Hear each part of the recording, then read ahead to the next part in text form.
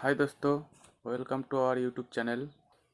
आज देखेंगे कि हमारा जो बीएसएफ जवान होता है वो कैसे हमारा जो एलओसी होता है उसको कैसे सुरक्षा दिलाता है, हम लोगों को कैसे चेकिंग होता है, कैसे इंसान को इधर से उधर भेजना होता है, कैसे मतलब सुरक्षा करता है, ये सब देखेंगे आज। तो चलिए वीडियो शुरू करते हैं।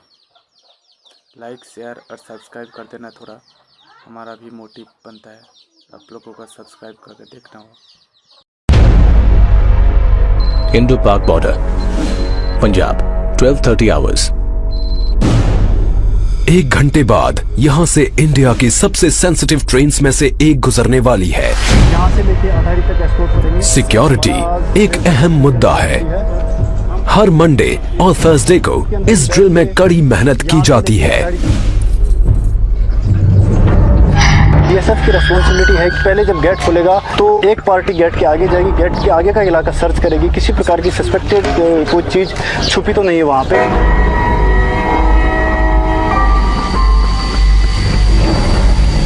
जो ट्रेन पाकिस्तान से आएगी उसको जीरो लाइन से एस्कॉर्ट करके यहाँ पे अटारी स्टेशन से पहले जीआरपी की पोस्ट पड़ती है, उनको हैंडओवर करके वापस आना। साथ में डोमिनेटिंग फीचर के ऊपर में हमारे वेपन माउंट होते हैं तथा गाड़ियों के ऊपर में वेपन माउंट होते हैं कि किसी प्रकार की कंटीजेंसी या कोई बंदा भागने की कोशिश करे तो उसे हम चेज करके पकड़ सकें। अटारी का high profile busy border Punjab के दूसरे बॉर्डर एरिया से बिल्कुल उलट है। इसकी उपजाऊ जमीन की वजह से पंजाब को इंडिया की ब्रेड बास्केट भी कहा जाता है। इसकी थोड़ी सी जमीन इंटरनेशनल बॉर्डर और फेंस के बीच में पड़ती है। एज अ किसान गार्ड बीएसएफ के जवान फार्मर्स की तलाशी लेते हैं, ये देखने के लिए कि कहीं कोई इलीगल एक्टिविटी तो नहीं चल रही। यहाँ पर जो फेंसिंग है और जीरो लाइन के बीच में 200-250 मीटर आगे तक किसानों का जमीन है। आगे हमारे जिस टाइम किसान जाते हैं उनको प्रॉपर हम चेक करते हैं और उनके साथ हम सुरक्षा गार्ड आगे भेजते हैं ताकि ऐसी जो सामान जो पाकिस्तान की तरफ से जैसे कि तस्करी का सामान होता है, हीरोइन वगैरह होता है और हथियार हमेशा हमारे कंट्री के अंदर नहीं है। पाकिस्तान और साढ़े नज़दीक है, नाल खेती उनकी है, नाल खेती आपकी है। कोई दिक्कत नहीं, कोई खौफ नहीं, उनका काम करते हैं, खेती वधिया। बीएसएफ अपने हमारे साथ है, जिथे जायदा नाल जाते हैं पूरा अपनी निगरानी रखते हैं, पूरा ध्यान रखते हैं। थोड़ी थोड़ी दूरियों पर भी बॉर्डर एरियाज एक दूसरे से बहुत अलग नजर आते हैं। बॉर्डर के कुछ हिस्सों में सीजनली पानी भर जाता है, जिससे सिंपल पेट्रोलिंग भी मुश्किल हो जाती है। जवान अपनी पेट्रोलिंग ड्यूटीज घुटने तक के रबर बूट्स पहनकर करते हैं। जब बरसात वगैरह ज़्यादा होती है या भागड़ा नांगल बांध का पानी छोड़ा जाता है तो यहाँ पर इस एरिया में भी, हमारे बॉर्डर एरिया में भी 5-5 फीट तक पानी भर जाता है। कैसा भी सीजन हो, चाहे गर्मी हो, तूफान हो, पानी हो, कुछ भी हो, उसमें भी ये पेट्रोलिंग जारी रहती है। लेकिन इस बॉर्डर से साउथ में और आगे है एक ऐसा इलाका जो कहीं ज्यादा चैलेंजिंग है। यहाँ दूर दूर तक कुछ दिखाई नहीं देता, फिर भी साल के ज्यादातर समय खारे पानी से ढकी रहने वाली इस बंजर जमीन की बराबर चौकसी की जाती है। ये है ग्रेट रन ऑफ कच्छ, दुनिया के सबसे बड़े सॉल्ट डेजर्ट्स में से एक। ये है वेस्टर्न टर्मिनस, पिलर 1175, इंडिया और पाकिस्तान के बीच आखिरी बाउंड्री पिलर। इससे आगे है क्रीक्स, स्ट्रीम्स और वाटरवेज का नेटवर्क जो अरेबियन सी में मिल जाता है। और ये है सर क्रीक, इंडिया और पाकिस्तान के बीच डिस्प्यूटेड खाड़ी। समंदर शांत दिखता है, लेकिन साइक्लोनिक विंड्स 1 मीटर ऊंची लहरें उठाकर ऑपरेशंस में रुकावट डाल सकती हैं। समंदर में मौजूद बॉर्डर्स की चौकसी के लिए बीएसएफ का अपना वाटर विंग है। नदियों और समंदर की पहरेदारी के लिए इन फास्ट अटैक क्राफ्ट्स में लगे अल्ट्रा मॉडर्न कम्युनिकेशन सिस्टम्स इस्तेमाल किए जाते हैं। इस वेसल को हम रात को दिन में कभी मूव कर सकते हैं। लेटेस्ट टेक्नोलॉजी के हमारे जीपीएस है, रडार है, इको साउंडर दे रखा है, तो ये इसमें लेटेस्ट मैप्स इसमें फीड कर रखे हैं। इसमें हमने रूट मार्क कर रखे हैं, रात को सुबह हम कभी इसमें मार्च कर सकते हैं। सावला पीर क्रीक्स में ये एक ऐसी लैंड आउटपोस्ट है जो कई किलोमीटर के इलाके में हाईएस्ट पॉइंट है। बॉर्डरमैन हाई बूट्स और एंकलेट्स पहनते हैं ताकि उनके पैर जानलेवा सांपों से बच सके।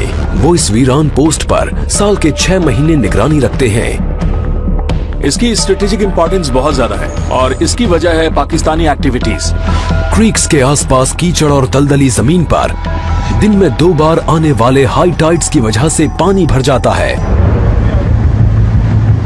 इस जियोग्राफिकल चैलेंज को कंट्रोल करने के लिए स्पेशल स्किल्स की जरूरत होती है और ये क्रीक क्रोकोडाइल कमांडोज पानी और दलदल दोनों में काम को बखूबी अंजाम देते हैं। क्रीक्स में आने के तमाम रास्तों से घुसपैठ का खतरा बना रहता है। पड़ोसी की पकड़ी गई ये बोट्स इलाके की स्ट्रेटेजिक इंपॉर्टेंस की तरफ इशारा करती हैं। ऐसा इलाका जहां बॉर्डरमैन का इम्तिहान उस पार बैठा दुश्मन ही नहीं, यहां की जमीन भी लेती है। हजारों किलोमीटर दूर इंडिया के ईस्टर्न फ्रंट पर पड़ोसी बांग्लादेश का रुख दोस्ताना है, लेकिन फ्रेंडली बॉर्डर की पहरेदारी में अलग तरह के चैलेंजेस होते हैं, जैसे कैटल स्मगलर्स।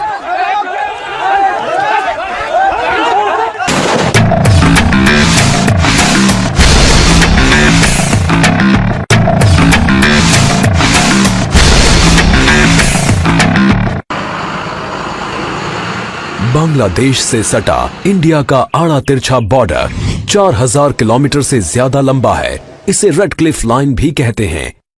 ये न्यूयॉर्क और लॉस एंजलिस के बीच के फासले से भी लंबा है। त्रिपुरा इंडिया का ये तीसरा सबसे छोटा स्टेट 3 तरफ से बांग्लादेश से घिरा हुआ है। Indo Bangladesh border Tripura 1600 hours. कई जगह तो घनी आबादी वाले गांव इंटरनेशनल बॉर्डर के बेहद नजदीक बसे हैं। ये जो 2033 बॉर्डर पिलर है, ये बिल्कुल ये जो एक फैमिली है, इसके 2 भाई अभी बांग्लादेश में, 2 इंडिया में, और उनकी जो परिवार है ये दोनों आधा आधा बटा हुआ है और ये बॉर्डर पिलर इन दोनों को मतलब आधा आधा करता है।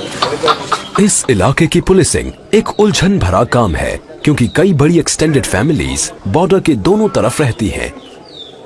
हम लोग ऐसा कोई महसूस नहीं हुआ ये इंडिया है या बांग्लादेश है। हम लोगों का बहन भी वहाँ पर शादी हो रहा है, मेरा भाई भी वहाँ पर शादी हुआ है, मेरे काका भी उधर की शादी करने वाला है, मेरा नाना का घर भी उधर ही है। लेकिन आबादी से दूर घनी हरियाली से ढकी त्रिपुरा की लो हिल्स मुसीबत पैदा करती हैं। बॉर्डरमैन को यहाँ मस्कीटो नेट फेस मास्क पहनकर चौकसी करनी पड़ती है क्योंकि इस इलाके में है दुनिया का deadliest malaria parasite plasmodium falciparum. Local इसकी ट्रीटमेंट का कोई यहाँ पर प्रावधान नहीं है और हम लोगों को इन बंदों को जो है हेक्टर से इवैक्यूएट करना पड़ता है और चूंकि यहाँ पर रोड कनेक्टिविटी नहीं है और इस वजह से जो है इसमें कई बार ले जाने में काफी दिक्कत होती है और बंदा लेट होने से जो है उसकी जान भी जा सकती है। क्रू को भी ये नेट्स पहनाए गए हैं। ये यूनिफॉर्म्स लाइफ और डेथ के बीच बारीक शील्ड का काम करती हैं और ये खतरनाक इलाका ही इनका असली दुश्मन है। त्रिपुरा के साउथ वेस्ट में 300 किलोमीटर से थोड़ा आगे बीएसएफ के ये जवान रात में चौकसी कर रहे हैं। यहाँ चैलेंजेस बिल्कुल अलग हैं। North 24 Pargana district west Bengal 200 hours. Thermal imager पर सस्पिशियस मूवमेंट पकड़ी जाती है। मैंने हैंड हेल्ड थर्मल इमेजर के मॉनिटर पे अभी देखा कि आईबीबीआर 500 मीटर पीछे जाम खड़े हैं। 10 से 15 कैटल का मूवमेंट है और उनके साथ लगभग 20 से 25 लोग भी हैं जो आईबीबीआर की तरफ बढ़ रहे हैं।